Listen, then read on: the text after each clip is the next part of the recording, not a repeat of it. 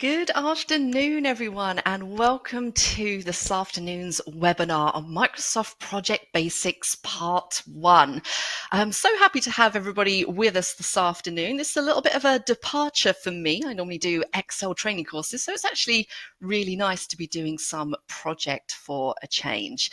Now, we've got quite a few people on the webinar this afternoon, so I would just like to start out for those of you who are new to our webinars, just by briefly introducing myself. So my name's Deb Ashby, and I am an IT trainer and Microsoft subject matter expert. And I've been doing this for a very long time. I've been a trainer for about 11 years, and I've been in and around the IT industry for about 24 years now. So a very long time. I can't quite believe it myself. It makes me feel very, very old. And really, it's my job to design, deliver, and facilitate Microsoft training courses, both online and in the classroom. So hopefully that qualifies me to be in front of you today. Now, before we jump into the session today, what I want to do is just run through a few pieces of housekeeping. So the first thing I'd like you to do is I would like you just to drop into the chat panel where you are from. So I might have to come out of this PowerPoint presentation in order to be able to see that. Lovely, thank you guys. I actually can't see that in the chat panel, which is a little bit odd, but hopefully you're all getting to know each other. I'm sure we normally have quite an international crowd, so I'm sure we've got people joining us from all over the place today. And if you can't tell from my accent, I'm coming to you today from London in the UK. And what I want you to do is just make sure that you can see a screen. So at the moment, obviously, you should be able to see a PowerPoint presentation. And we are going to be taking questions, so you can just drop those into that chat box. Now, it's a little bit difficult for me to monitor that chat box as we're running through the session because I'm so immersed in the content. But fortunately, I have the lovely Mr. Adam Lacey from Simon Says It on the call today. And he is eagerly keeping his eye on that comments box. If you have any questions with regards to the logistics of this webinar, then feel free to drop those in and Adam can help you out with that. I will say that if you have any questions about project as we go through, I will leave some time at the end to answer any questions that you might have. I'm not sure if Adam's project knowledge is good enough at the moment. I mean, he is very good, but I'm not sure if it's good enough to be able to answer your project questions. So please do just make a note of those and leave them for me to answer at the end. It's definitely not Debs. I'm here to learn as well. Hi, everybody. Adam here. Just drop your comments in the box, like Debs was saying, and I'll do my best to answer them. But I think what I'll mostly do is save them for the end for Debs to answer. Wonderful. Thank you, Adam. And also with this webinar software, again, if you're new to it, the software does work best in Chrome or Firefox. And if you are having a few issues, we always find it's best if you just do the good old reboot. Just close it down and restart it again, and hopefully you'll have better luck that time. So as we've mentioned, questions will be answered at the end. This session is being recorded, so that will be sent out to you.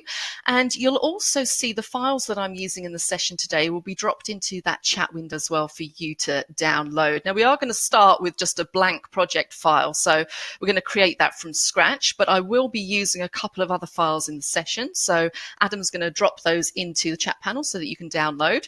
So afterwards, if you want to take the recording, run through it again using those practice files, then please feel free. And I would advise that you do that because it will really help you with your knowledge and help you to understand what we're doing. Lovely. All right, so that's that little piece of housekeeping. Let's just move on to our agenda for today. So what we're going to start out with is we're just going to talk a little bit about what exactly is Microsoft Project and why is it useful. And we're going to open up Project, and I'm going to give you an overview of the start screen. So the first thing that you're going to see when you open up Project. And we're then going to dive into creating our first project. Very exciting. I'm going to make sure that you understand exactly what you're looking at on the screen. So the project workspace and the different views that you're using. We're then going to enter some tasks into our project. I'm going to get you to understand the task properties. And we're also going to start looking at how we can create summary and subtasks, and also linking and unlinking those tasks together, which is a really, really important thing in project. And I will say that last item there can get really fiddly. This is where people start to think, oh, this is a little bit complicated. So I'm just going to try and go through it as slowly as possible. I've tried not to cram this agenda full of stuff like I normally do, because invariably we always run out of time because we only have an hour. So I'm keeping this reasonably short. So let's move on to that first item. And I'm just going to take a quick swig of water.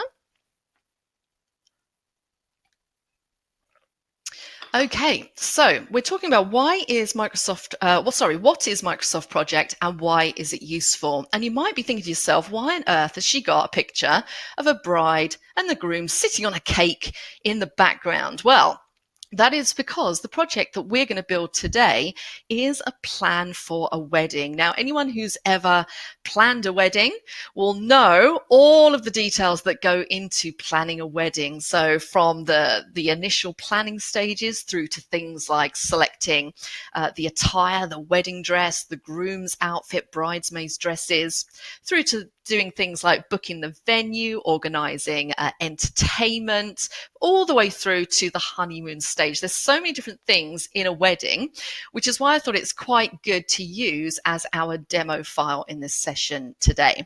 And I will say that I have taken this demo file from the Simon Says It Project 2016 course, which is available online. And we're just going to scratch the surface today. We really are. This is a very, very large piece of software, and it can get very detailed and very complex. So as I said, what I aim to do is really just give you a foundation for which you can build skills on top of. And if you do want to check out those courses, then please head across to the Simon Says It website, where you can purchase those for a very reasonable cost. Now, let's just talk a little bit about what exactly is Project. Why is it useful and who is it useful for? Well, Project is really for someone who micromanages a series of related tasks, which we call a project. And this person wants to understand everything about the tasks from their inception to their scheduled date of undertaking, to the associated costs of that task, to their final date of completion.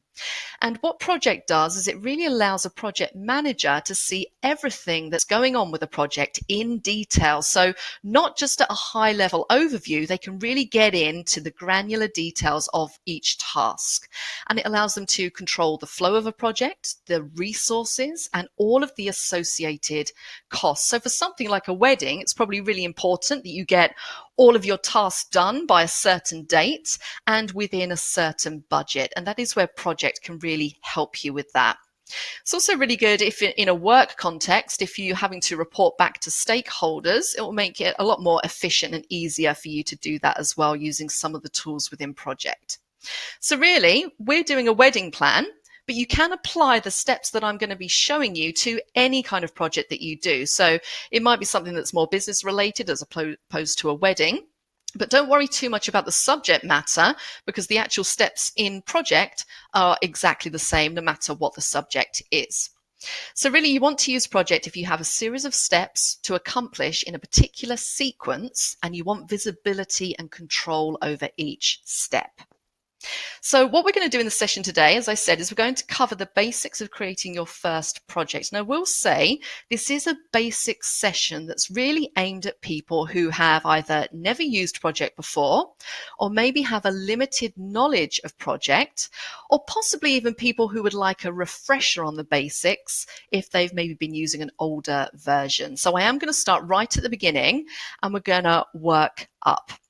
Now, I will also say that this session is split into two parts. So this is part one, and we're going to be running a part two of this session in a few weeks' time. So we're going to, where we leave the project today is where we're going to pick up the project in the next session. So if you want to kind of learn more skills, I would say look out for the emails relating to that follow-up session, and we'll carry on with what we build today.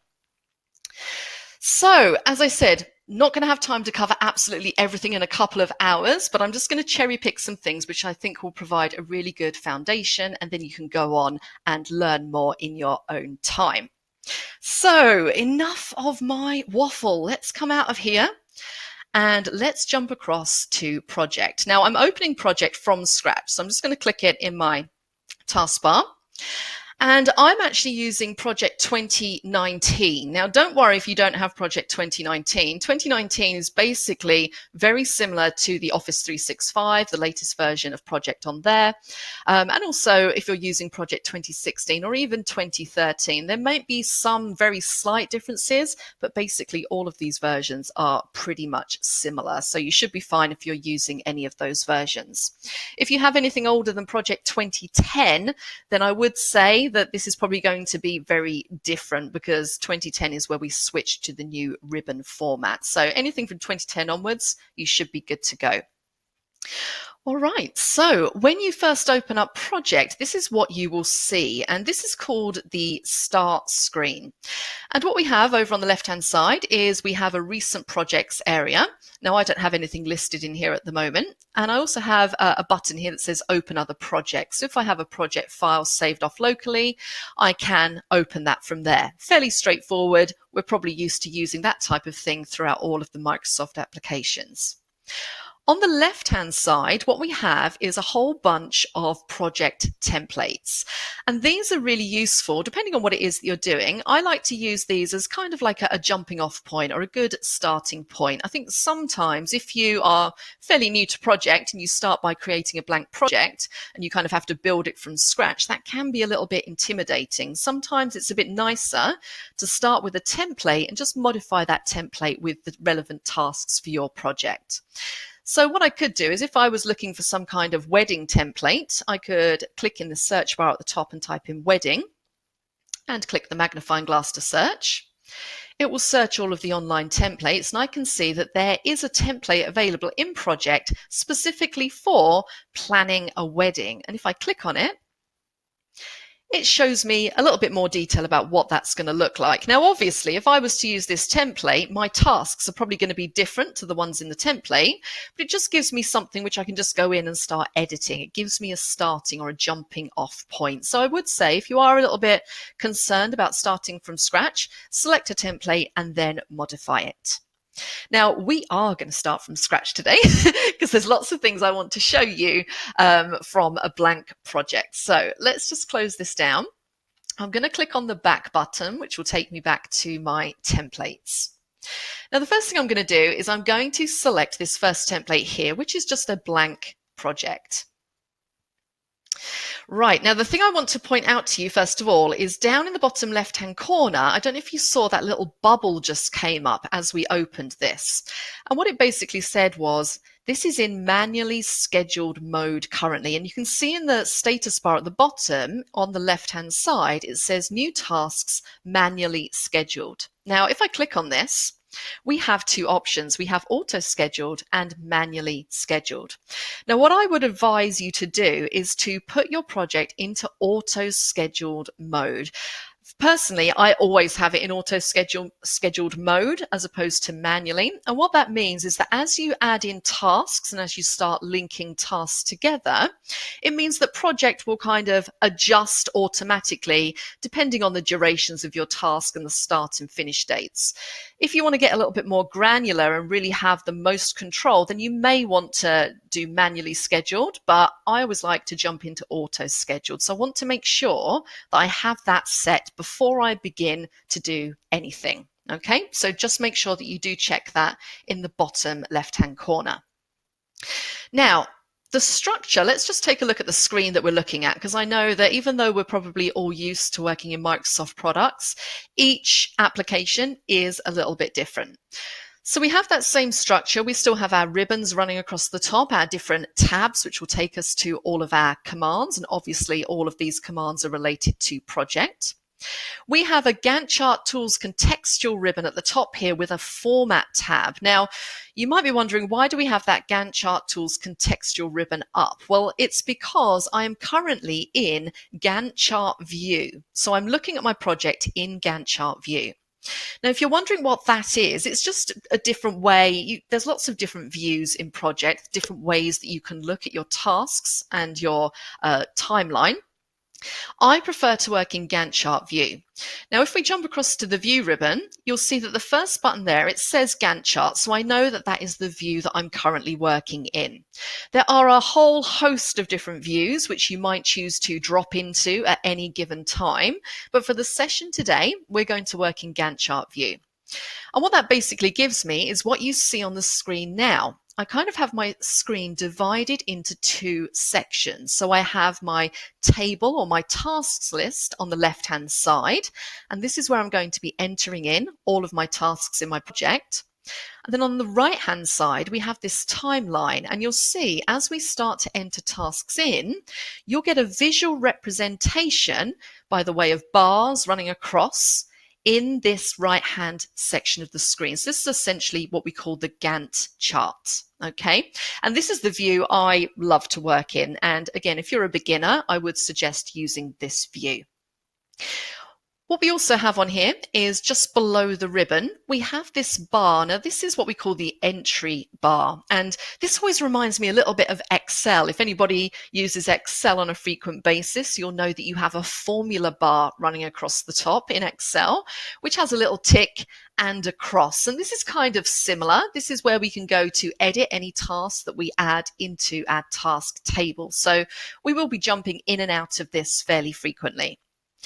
Underneath that, we then have a timeline. Now, again, sorry about that. Again, I don't tend to use this too much. There will be times where you might find this quite useful. But again, when I'm first starting out with a project, when I'm entering in my tasks, this isn't particularly useful to me. And it does take up a little bit of room on my page. So I tend to like to get rid of this whole timeline until I need it. So if you do want to get rid of that, if you jump up to your view ribbon, and you'll see over in this split view group, you have timeline currently ticked. So I'm going to untick that and it will get rid of that timeline. It just gives me a little bit more room on the screen. Something else I want to mention, and this isn't specific to Project at all, you'll find this across all of the Microsoft applications, but I always like to highlight it because I'm always amazed how many people don't know what it is and don't use it, and it just saves you so much time. And that is the quick access toolbar. Now you'll find that directly underneath the ribbons and just above the entry bar. So it's where we have these little icons running across here. And you can see I have a few added. I'm actually just going to remove that one just so I can show you how to add it. And what this will allow you to do is you can add as many commands to this quick access toolbar as you like, and it just makes your life a lot easier. So what I would suggest is that if you have commands that you use frequently, that you add them onto your quick access toolbar. It just saves you from sort of rooting around the different ribbons, desperately trying to find that command that you're looking for. So what I'm going to do is I'm going to quickly add something onto my quick access toolbar because it's something that we're going to be using a lot throughout this session. So I'm going to click the drop down. And I have a few of the more popular ones that I can just add by selecting from here, but the one I want to add isn't actually in this list. So I'm going to go to More Commands, which is going to jump me across to my project options where I can go in and customize my quick access toolbar. Now, again, the one I'm looking for is under popular commands. If you're not sure where it's located, you could say all commands to bring up everything, but I'm going to say popular commands. And I have all my commands listed in alphabetical order. So I'm going to scroll down. And I think the one I want is in popular commands. Yes, there it is. I want the indent task. And what I'm going to do is I'm going to click add, and you'll see that it adds it over on the right-hand side. So essentially, it's now added that command to my quick access toolbar. And I'm going to click on OK. And there it is. So it means that I don't have to go and find it in my ribbon every time I want to use it. And as I said, we are going to be using that quite a lot throughout the session today. Lovely. Now, just quickly, so you can understand how you add a task into your first project. You can see here we have a number of columns. I'm just going to click in where it says task name, and I'm just going to enter task 1. And I'm going to press my tab key. Now, what you'll see there is that when I press tab, it automatically fills in for me the duration of the task, the start date, and the finish date. Now, these might be inaccurate, but this is the default. So when you add a task in, it will always give it a duration of 1 day and it will say question mark at the end. Now, what question mark means is that it's an estimated duration. And what I would say to you is when you're thinking about planning a project and maybe you have a written list of all the tasks you want to add all your tasks in first. Don't worry too much about the duration as you add them. Put them all in. And then when you know exactly how long a task is going to take, then you can go back in and you can change the duration of that task. Okay. Now, what you'll also see is a start and finish date, and I'm going to talk to you about those a little bit more in a moment. But if you cast your eyes over to the Gantt chart, you can see that we now have a small blue line on there. So I'm getting a visual representation of that task, and you can see the duration is 1 day. So it's only showing me a 1 day in that Gantt chart. Okay, and obviously if I was to change this duration, it's going to update on this Gantt chart. So it's a good visual way of seeing the durations, when tasks start and finish, so on and so forth. Okay, hopefully that all makes sense so far. Now, before we move on, what I'm going to do is I'm going to make sure that I save this file, because the last thing I want to do is get halfway through my project and then have something happen and lose everything that I've done. So I'm going to jump into the Backstage area by clicking on File. I'm going to go down to Save As. And I'm just going to save this to my desktop. So I'm just going to click Browse. And I'm going to go to my desktop where I should have a project folder. There we go. And I'm actually going to call this DA Wedding Plan. And we're just going to call it 01. And you'll see that when you save a project file, the file extension that you get is .mpp. And click Save. And you can see now I have that named at the top of my project. So all nice and simple so far. Right, let's now get into starting to actually build our wedding plan. Now, what I've done is I've made a list of the main aspects of this wedding plan, so the sort of high-level headings, shall we say, and I've put them into a text file just to make this a little bit easier. Now, I think Adam's going to drop this text file into chat for you so that you can download it. It is quite a short text file. Yeah, that's been done, Debs. It's in the file sharing tab, which is on the right-hand side. Where the chat is should be underneath the chat on another little tab. Debs, just to warn you, there's a couple of people experiencing a little bit of a lag, so okay. Just go a bit slower. Yeah, just keep it slow. If it looks like it's a couple of seconds behind for me as well. Okay, all right, perfect. Thank you for letting me know. Yeah, sometimes we get a little bit of lag when we're doing these webinars, so I will try and go a little bit slower just to make sure that what I'm saying you can actually see in real time. Now, hopefully you've all got that text file. As I said, you can use this after the session if you want to practice. So these are my high-level headings for my wedding plan. Now, obviously, this isn't going to be everything that needs to be done in this wedding plan. There's probably going to be lots and lots of different tasks which come under these different headings. But this is my basic outline that I want to start adding into projects. So I'm going to take the first one, which is planning, and I'm going to add that into my project. So let's go back to our file, and what I'm going to do is I'm just going to delete out this task that we added. So if I right click, you can see I have a delete task option. So simple as that to delete a task. I'm going to click in task name and I'm going to add planning. I'm going to press the tab key, and you can see there by default we get that 1 day duration, and I get my start and my finish dates. So you can also see that that has updated on that Gantt chart as well. Hopefully everybody is at the same point as me now. Yes? Okay, good. Now, something else that you can do is I can drag this bar in the middle over to the side or drag it back again. So if I need to see more on my more on my task list, I can, or if I need to see more of the Gantt chart, I can just drag that back in. And I can also do the same for columns as well, much like in Excel. You can just drag those in and out if you need a little bit more space. What you'll also see on here is a line running down your Gantt chart. So there's a green line just running down here. That will indicate the date today. So wherever you are in your project, you'll always have that green line running, which will show you what the date is today. Now, what I'm going to do with this planning task is I think I'm going to change this to, let's say, I'm just going to put that up to 8 days. And I'm just using those little roller wheels just to change that duration. And when I click out, you'll see that the duration has changed to 8 days. The start date is still the same, so it's still today. But the finish date has changed to October the 7th because it's now accounting for that 8 days. And you can see that the Gantt chart has also updated over here.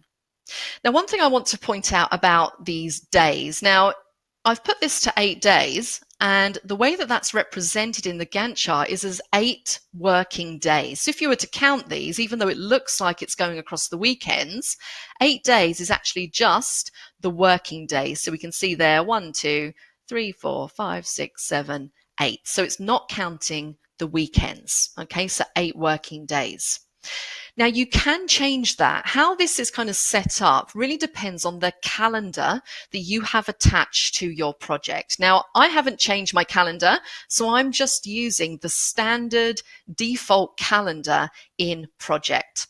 And if you are interested in looking at what calendar you're using, if you go into the Project tab and click on Project Information, this is where you're going to see an overview of the details of your entire project. So it's going to tell you your start date, it's going to tell you your current date, and it's also going to tell you things like which calendar you're using. So you can see there, I'm using the standard calendar.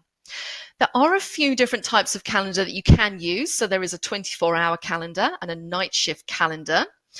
But you can also create your own calendars. So some people might have a working week that isn't standard. So you might work from Tuesday to Saturday. So you might want to create your own calendar which accounts for those working days so that when you're adding your tasks in, it all updates correctly. Now, I'm not going to get too much into calendars in this session. We will cover that more in part 2 of this session, but I just wanted to make you aware as to how Project is working out that duration and which calendar it's actually using. Okay, lovely. So I'm just going to cancel out of there. Now I'm going to add a couple more things into here. So I'm going to add the second task, which is attire. I'm going to hit tab.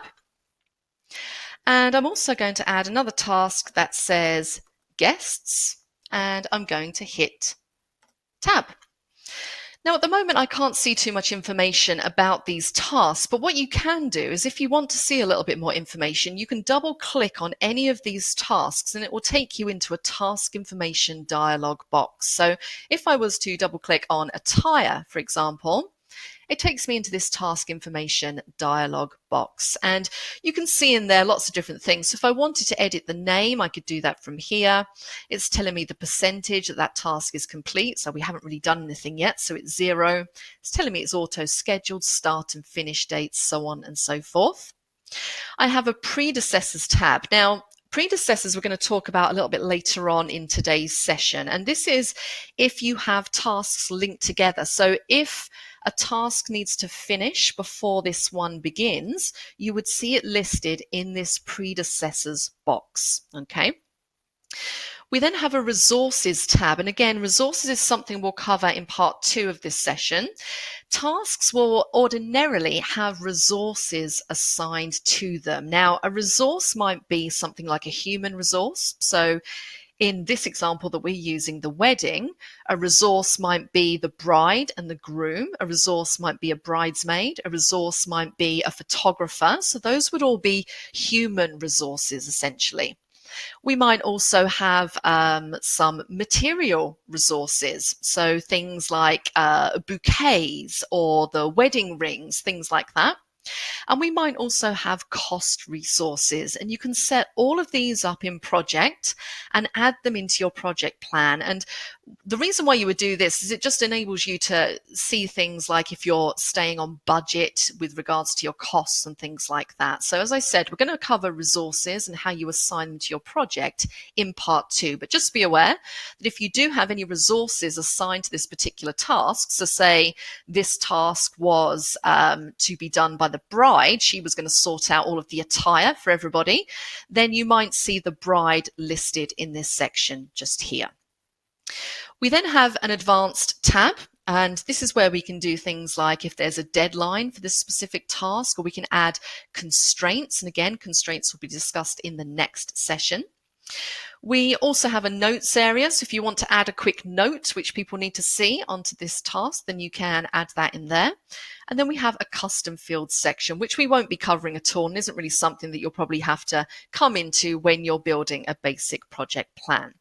But just be aware that by double clicking on a task, you can jump into that task information and you can see a lot more detail about that particular task and make some changes as well.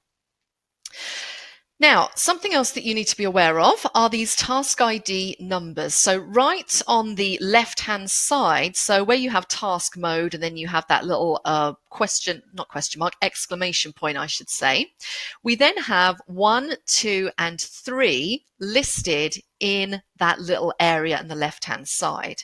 And these are your task ID numbers, and they are quite important. Now, in general, when you are creating a project or planning a project, the order that you put your tasks into your sheet, like I've done here, planning, attire, and guests, in general, that will be the order that you carry out those tasks. I think that's kind of the way that the human brain works. If you're planning a project, you think about it from start to finish. So what do I need to do first? What do I need to do second? So on and so forth. So in projects, generally speaking, the lower the task ID number, the earlier in the project that task is. Okay. Now you'll see as we start to go through, particularly in the next session, these can get jumbled all out of order depending on what you've done with your different tasks. So that's why it's good to note that the lower the task, the earlier in the project it happens, even if they aren't listed in sequence in your project plan. Hopefully that makes sense to everyone, what I was trying to get across there. All right, let's add a few more tasks into here. And again, I'm just using it off of that text file. I actually have them written down somewhere else, so I don't have to keep switching, but I'm going to add in venue, catering, flowers, memories, details, wedding day, and honeymoon. And enter. I'm just going to take a swig of my water, and hopefully by the time I've done that, if there's any lag at all, everyone will be all caught up and at the same point. Lovely. All right, so now we have all of those top level tasks in our project plan. Now, as I said, these are just top level tasks, or the way that we refer to these kind of tasks in project is as summary tasks. Now, each of these might have some subtasks. So this isn't the entire wedding plan. For example, if we take this guest's summary task, this is probably going to have quite a few different subtasks, shall we say.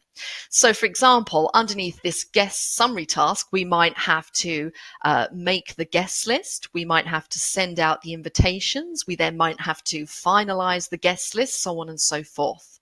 So I want to make sure that all of those elements are within my project as well. So what I'm going to do is I am going to add in some subtasks underneath guests. Now, it's very simple. All you need to do is to click on the task below guests, and then there's a few different ways that you can do this, as ever in Microsoft. But if you right-click your mouse, you can see you have an option to insert task. Like so.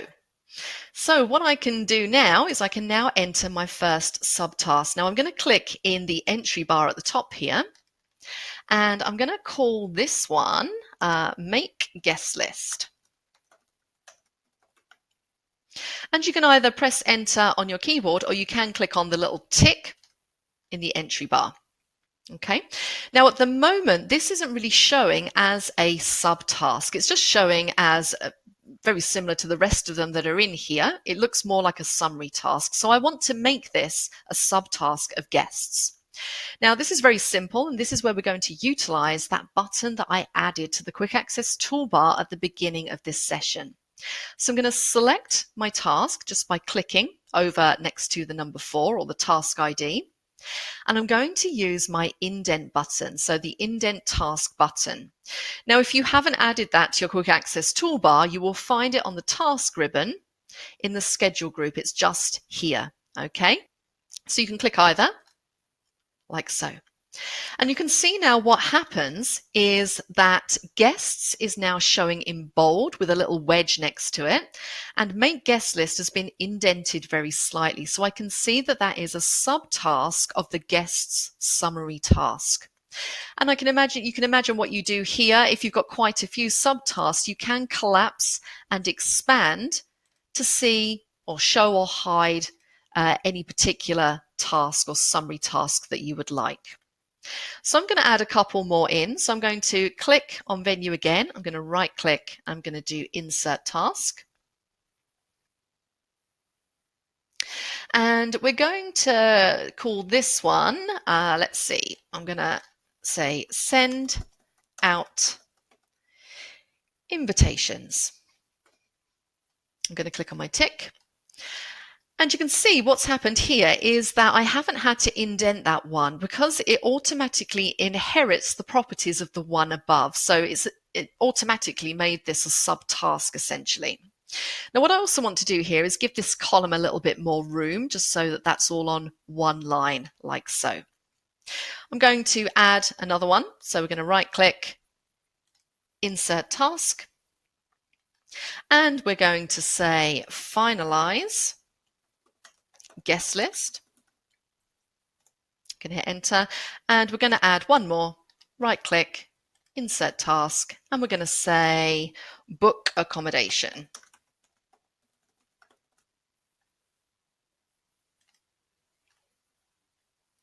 Like so. So now you can see that I can collapse that up or expand it out again. All right. So if you've got a lot of different subtasks in your project and it starts to get a little bit crazy, maybe you only really need to focus on one particular part of the project at a particular time. You can collapse up everything else and just see the part of the project that you're interested in. And I'm going to show you a few buttons in a moment that are going to allow you to do that a little bit easier. Now, the first thing I'm going to do here is I'm going to increase this make guest list task to 8 days. I'm going to use the little rollers here just to take that up to 8 days. Now, the interesting thing that you should note here is if you look at the Gantt chart, you can now see that the blue bar looks okay. So for our make guest list task, we have this blue bar for 8 days. But if you look just above at the guest summary task, we now have a different format. And it basically shows me the entire duration of all of the subtasks listed below. So guests essentially isn't showing me a duration, it's just showing me a duration of all of the subtasks below it. So if I was to modify any of these, this would update to accommodate. So it basically just gives you an overview of all of the subtasks which come underneath it. And that's why you have a different colored bar in your Gantt chart. Hopefully that makes sense to everyone. Now, a couple of things that I was going to mention at the beginning, which I didn't. I'm just going to go in and I'm going to change the duration of the entire task. I'm going to put that up to 3 days. Now, instead of using the rollers, which can sometimes be a little bit tedious, you can just type in whatever it is that you want in here. So I'm going to use the entry bar again. Now, if I want to change this to 3 days, I can just type in 3D, like so, and press enter, and that will give me 3 days in there. Okay, and you can see now that the Gantt chart has updated. So this is what I would do. I would go through my project. As I said, it's best to get in all of your tasks and all of your subtasks first, and then once you know the exact durations, go in and start editing the durations. Now, another thing I just want to point out to you before we move on is something about the start and finish dates of your project. Now, say that when I started this project, or when I started inputting these tasks into project, maybe I'm a bit late doing that. Maybe the project had already started or kicked off 2 weeks before I decided to start entering them into the project plan. How could I possibly deal with that? Hopefully you remember a little bit from earlier. If we go into the project tab and click on project information, this is where we can define our start date for our project. So if I wanted to essentially put this project back 2 weeks, I could click the drop down and I could select a start date of the 12th of September as opposed to today's date. So I'm going to set it to the 12th. I'm going to click on OK. Now, what you'll see here is that nothing really changes in your project. The durations stay exactly the same, but now you can see that all of the start dates have changed and the finish dates have updated in relation to those start dates, which is why it's always good to have your project in auto-scheduled mode so you don't have to fiddle around yourself manually updating those. So much simpler just to have project take all the hard work out of it for you. Okay, so just be aware of that. You can change the start date if you need to. What you can also see now is on the Gantt chart, that's also updated. So it's pulled all of those back 2 weeks so that this now makes a little bit more sense. All right. Now you can also change individual tasks as well. So if I wanted to change the attire task to start on a completely different date, I could do that as well. So I could double click on the attire task and I could maybe say I wanted this to start, let's do 2 weeks ahead. I could change that like so. And you can see it's now put that attire task all the way over, almost off the page. But I just really wanted to show you that you can change individual tasks in that way as well, not just those project start dates. Now, you will find that as you start to build up your project, you may have bars in your Gantt chart which are kind of running off the page, or if you have this fairly wide, you might not be able to see all of your tasks without scrolling all the way across. A little trick that I like is I like to go to the View ribbon and click this here where it says in the Zoom group entire project, and that will kind of bring all of your project into view so you can still see everything. I find I'm always using that. I'm always jumping into entire project so I can see everything that I'm doing. Now I want to actually undo that. I'm going to put that attire task back to where it was, like so.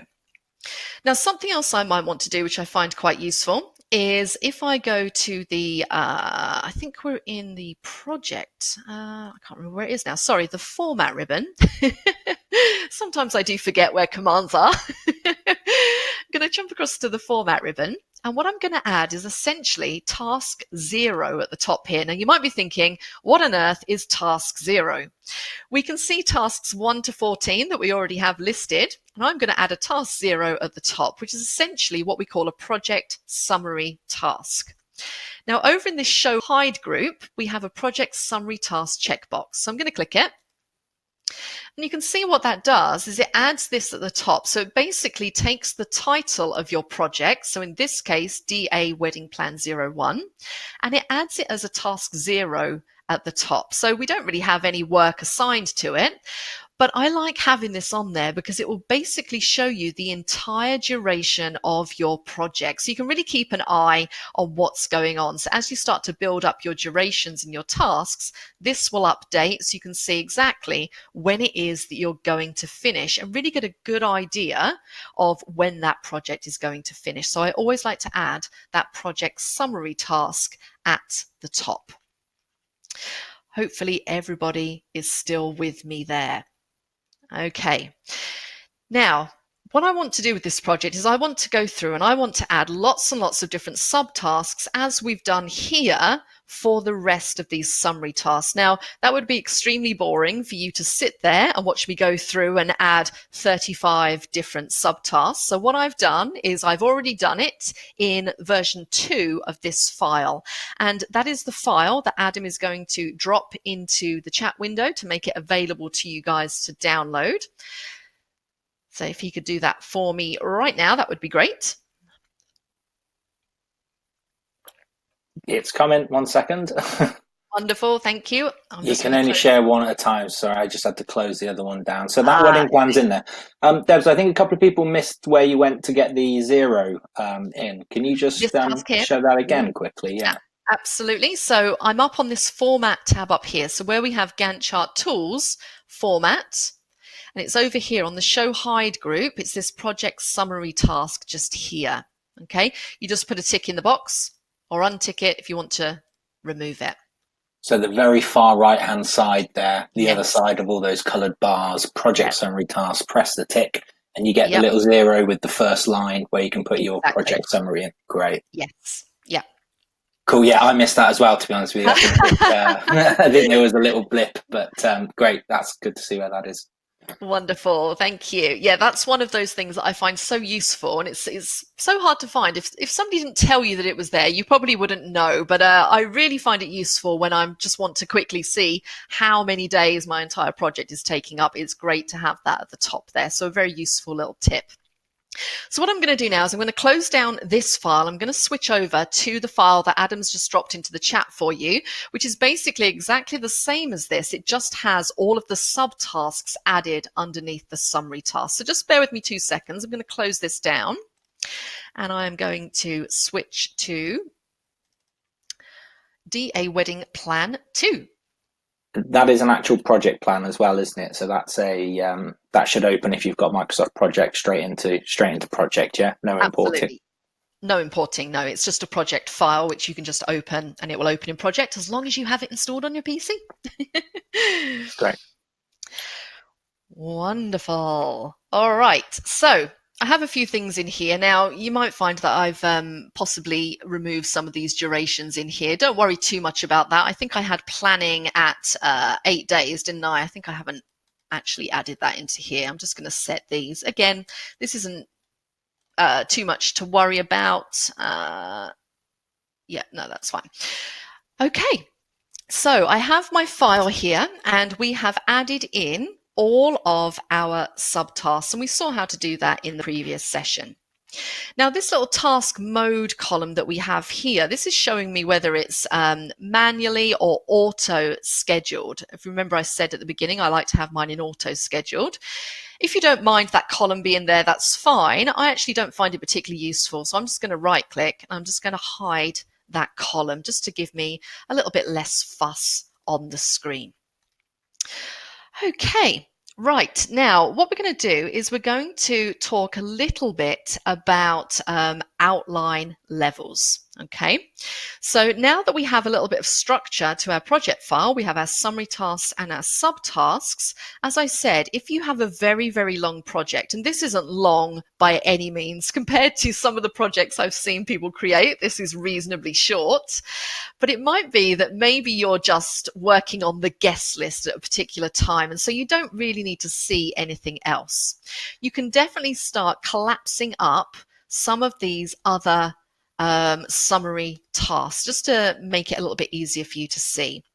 And there is, if you go to the view ribbon, you have an outline button. So in this data group, you have this outline button. So that's going to allow you to hide all of the subtasks of the one that you're clicked on. I can show all subtasks, or I can maybe say that I just want to see all level 1 headings like that. Maybe I want to see level 2 headings. Maybe I want to see all subtasks, which is pretty much the same. So you can really use this outline button to customize what you see. And if you want to do it manually, you absolutely can just by clicking on those wedges. Now, one other thing I've noticed in here is that I don't have my little project summary at the top. So let me just turn that on. So I'm going to go back to Format, project summary task. So I get my DA wedding plan 2. And I'm also going to get rid of this timeline like I did in the other file. So I'm going to go to View, and I'm going to turn the timeline off. So things are just a little bit clearer and cleaner and easier to see. All right, so now we've got about 10 minutes or so left, and I do want to leave a little bit of time for some questions at the end. I want to talk to you about linking and unlinking tasks, because this is really, really important. Now, we're going to start to talk through things called dependencies. And what a dependency is, it reflects that something needs to happen before another thing can happen. Okay, so the example I might give would be, let's say in this guest list, I might need to make the guest list before I can send out the invitations. I mean, that's fairly obvious to me. I need to make sure I know who I'm sending them to before I send out the invitations. So the send out invitations task might have a dependency on the make guest list task. Okay, so that's kind of what a dependency is. And I'm going to show you how you can link tasks together and essentially create predecessors or dependencies. Now, before I do that, I'm actually going to add a couple of, a few more subtasks. So I'm going to go to this attire summary task. And where it says select and order wedding dress, I'm actually going to have 3 subtasks underneath select and order wedding dress. So I'm going to click on the one below, right click, insert task, and I'm going to have select wedding dress. I'm going to hit enter. I'm going to add another task, which is going to be order, wedding dress. And then I'm going to have one more, which is going to say measurements and fitting. And I want to make all of these 3, so I'm going to highlight those 3 that I've just added, and I want to make them a subtask of this select and order wedding dress. So I'm just going to highlight them, and I'm going to, on my quick access toolbar, use that indent task. And remember, you can find that on your task ribbon as well, just here. Okay, so now you can see that select and order wedding dress is in bold, and these 3 have been indented. So those are essentially subtasks of the one above. So what I'm going to do now is I am going to deal with task 6 and task 7. So before I can order my wedding dress, I need to select my wedding dress. Makes perfect sense to me. So what I want to do is I want to link these 2 tasks together. So I've selected them both. Again, I'm going to go up to my task ribbon. And in that schedule group again, you have this little chain link button, which when I hover over it says link the selected, I can't say that word, selected tasks. And when I click it, it links them together. Now, what you'll see here now is in my predecessors column, can you see I have the number 6 just here? Okay, so in task 7, so that shows me that before this one can start, number 6 needs to finish. Okay, so 6 is a predecessor of this one. And if we look in our Gantt chart, we can see how that's reflected. So it says select wedding dress, and you can see that when that finishes, I have a little arrow and the next task is going to start. All right, so that is kind of how linking together works and how that looks in your Gantt chart. So let's say that the bride has decided that selecting the wedding dress is quite a long process. She's got to go online or maybe look through some catalogs or go to some stores. So this whole process of selecting a wedding dress is going to take about 40 days. So I'm going to type in that entry bar 40D. Ooh. I think that's because I moved the dates on my attire. Don't worry too much about why that's in red at the moment. I think it's because I changed some of my dates a bit earlier on. But we've got 40 days in there, and you can see now that runs all the way across. And then once that is finished, the next task is going to start. Okay. Now, ordering the wedding dress is actually a very quick process. So ordering the wedding dress might just take a day. It might just mean I go into the shop, maybe pay a deposit, sign a form, and the wedding dress is mine. So I'm just going to say that that's going to take 1D. Okay, so all I've really done there is get rid of the estimate. It actually is going to take 1 day. And again, you can see that updated in the Gantt chart. So what you can basically do is you can go through and link tasks that rely on each other together. And I'd love to go into this in more detail, but as always, we are always running out of time. So let me just show you it one more time. So again, if I go down to this guests area, as I said, we won't be sending out our invitations until we have made our guest list. So I might want to select these two and link them together. So again, I'm going up to that task ribbon and I'm going to click on that link chain button. So now I can see that this task won't start until task 12 has finished. Okay, and again, if I look at my Gantt chart, I can see that reflected there. So the make guest list task runs along for 8 days, and then as soon as that's finished, then the next one is going to start. Now, the final thing I want to point out before I open it up for questions, because this session just always goes so quickly, is that every time you have a task dependency, you see this little arrow that you have in the Gantt charts. If you double click on the arrow, it will take you into this task dependency box. And you can see here it says, make guest list, send out invitations, has a finish to start and with no lag. So what it basically means there is that we have to wait for make guest list to finish before send out invitations can start. And there are a few different options here. So depending on what it is that you're doing and how you want this to display, I could set it to start to start. So what that basically means is that send out invitations can start as soon as make guest list has started, or I could have finish to finish, or I can have start to finish. So it really depends what it is that you're doing. Now I'm leaving mine as finish to start, but what I might want to say is that there is some kind of lag in there, and a lag can either be a minus or a plus figure. So what I mean by lag is that, say, for example, after I've made the guest list, maybe I want a break of maybe 3 days before I send out the invitations. Okay, so maybe I've made the guest list and I just want to really kind of give it 3 days thought just to make sure that I've remembered to add everybody to that guest list before I start to send out the invitations. I could say I want a 3-day lag. So if I do 3 days, just by using those rollers and click on OK, just look at what that now looks like in the Gantt chart. So this make guest list task is going to finish. I then have 3 days of lag and then the next task can start. And if you look at the predecessors column now in our table, you can see here it's telling me that send out invitations has a predecessor of task 12, which is make guest list. It has a finish to start task dependency with a 3-day lag. Okay. Now, as I said, if I double click back on that arrow to go back into here, I don't necessarily have to have a positive lag. I could have a -5-day lag if I wanted to, just by using those rollers to take that down. So what does that look like if I click on OK?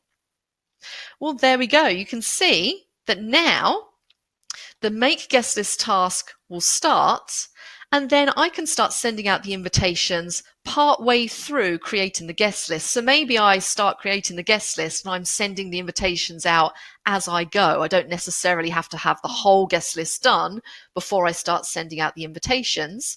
And then I might want to change the duration of sending out invitations to 10 days, something like that.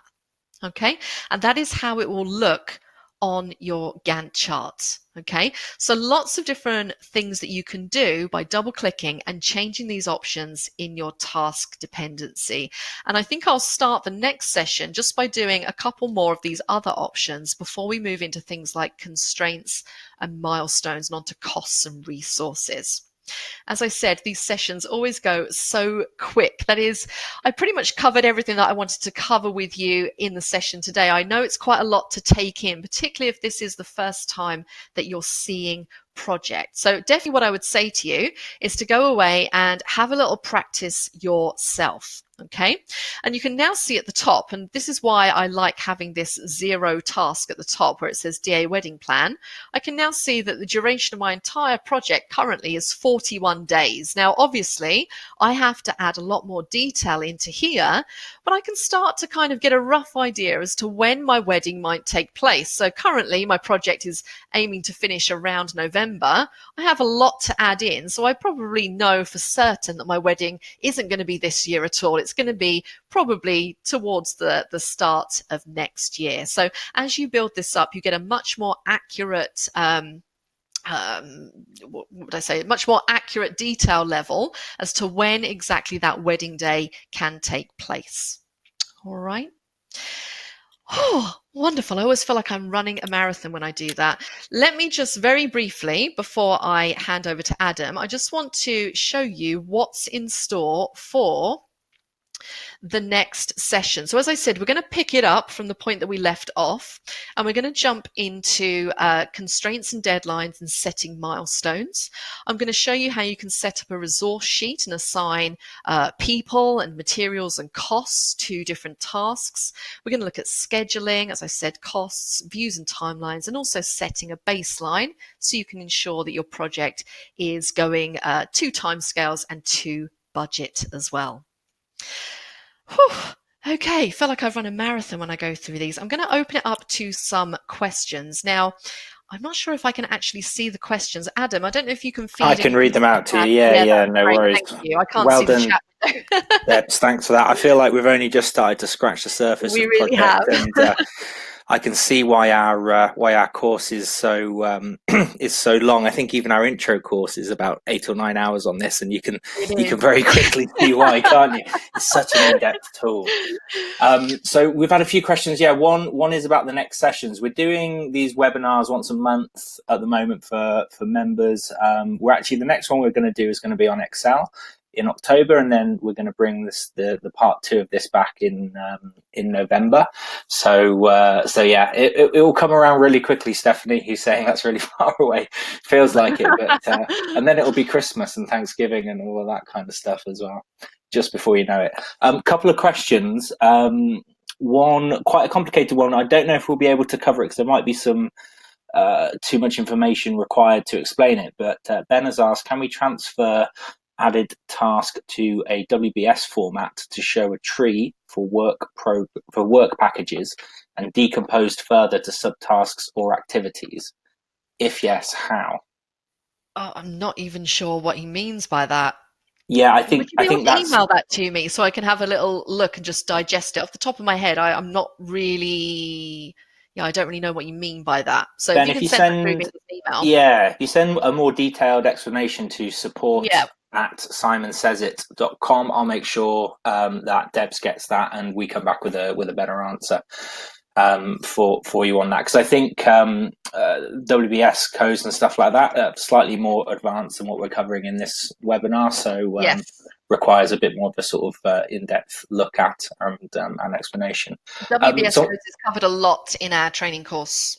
So the online training course goes through a lot about WBS codes because I remember doing it. Yeah. Dan has asked about the red line. Yes. Why did it come at red? You know what? I've practiced this about 3 times today already, and this is the first time it's come up red. So I think I've possibly messed around with the dates accidentally somewhere. It shouldn't have come up red. I'm not sure why. I think I probably set a date or hit something wrong, but don't worry too much about that. I think if you go through the session and just open that, when I opened this file, I touched something and one of the dates changed, which I saw, but I just kind of carried on. So Is it because attire is set to end on the 30th of September and the subtasks are set longer? Is it something as simple as that? Yeah, it's something to do with this attire date. That's why it's underlined in a squiggly red line. So it says potential scheduling problem. So yeah, really, it's just telling you there's a scheduling issue. Yeah, don't worry too much about that at the moment. But no, it shouldn't come up in a red line. And it didn't the other times that I've practiced it. Obviously got too excited when I opened this file.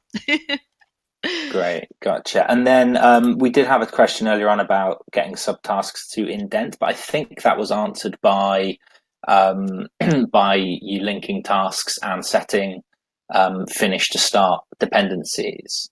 Yes. So from to here, red means task is on a critical path and can't be missed.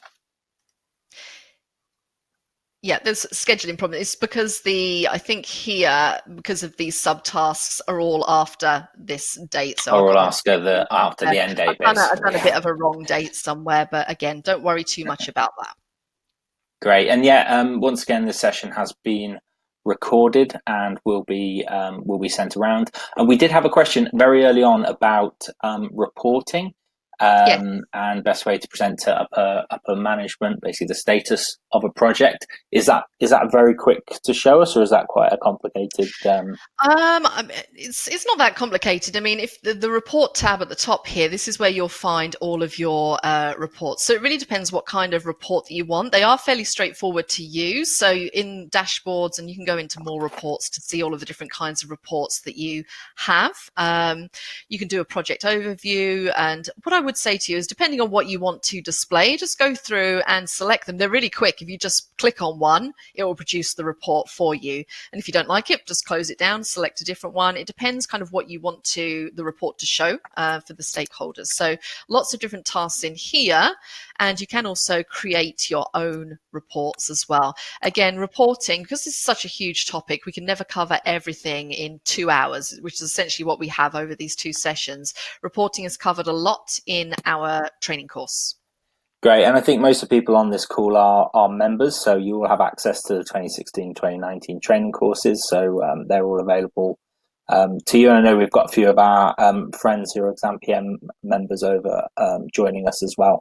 So yeah, I mean, that's I think maybe next year we'll if these prove popular, we'll do a couple more project webinars, just because there's so much detail and depth we can go into on these that we need a bit more time. So yeah, great. Okay, Melinda's just asked, is MS Project part of the Microsoft suite? If you mean part of the Microsoft Office suite, Melinda, it's not.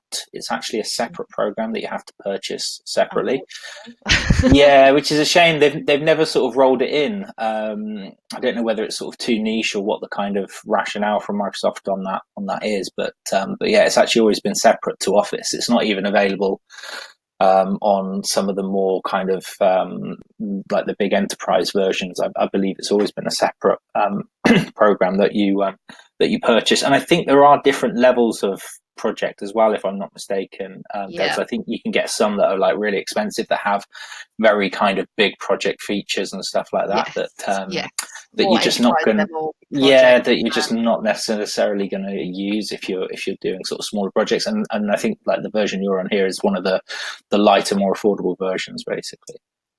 Yeah, I mean, this 2019 version, I bought this as a standalone version separate to my Office suite. And this was actually really cheap. So, if you're looking for project, if you jump on and just look for Project 2019, just a standalone version, then you can actually pick that up for really, really cheap. And it's just there on your PC. It's not subscription. So, yeah. And by cheap, you mean like under $100, basically, not hundreds rather than, Stephanie's asked, what programs do you suggest for Macs? I mean, I don't really know. I mean, I know there are equivalents. Have you ever used any of them, Debs? I haven't. I don't really use a Mac. I mean, I would imagine, and I don't know, but this would be fixed by a quick Google, but I'm sure that Microsoft has probably got a version of Project for No, they don't. Mac. Famously, no. It's one of the only ones they don't do. Yeah, no. Because I know they've got everything else, but they've never done Project. Sure. I don't think. Have they not? So yeah. Okay, so sorry, Stephanie, we can't help you there. But yeah, great. Right, thanks everybody. We're sort of we're over time now, and I think we'll probably leave it there, but really appreciate you all joining us. Debs, thanks for another fantastic presentation. Sorry for those who experienced any lag issues and things like that. We'll try and get that try and get that looked at. We are looking at other webinar providers as well, just to see if we can get something that's a bit better. I think Ben came up with quite a good fix during the thing. Watch it on YouTube, because you can actually watch it as a YouTube live stream.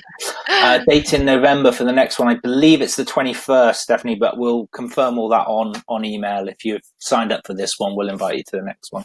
I think it's the 21st, though. If that's a Thursday, which I believe it is, then we'll be doing it then, because I think the following Thursday is Thanksgiving, so we're going to do it the week before Thanksgiving. That's the plan. Great, thanks everybody. Really appreciate you being here and giving us your time today. And yeah, hopefully you've learned something. I certainly have. And yeah, see you all soon. Thanks, guys. Bye.